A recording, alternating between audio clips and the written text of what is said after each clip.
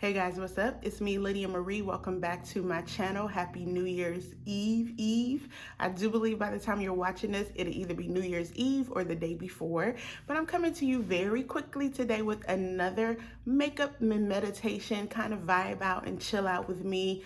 No edits. And I just wanted to show you how I got my glam New Year's Eve look. I asked on my Instagram what I should do for New Year's Eve for my in-the-house couch party. If I should go soft glam or glam, and everybody voted for glam, which I absolutely approve of. So if you want to see how I got this glamorous New Year's Eve look using this palette from MAC.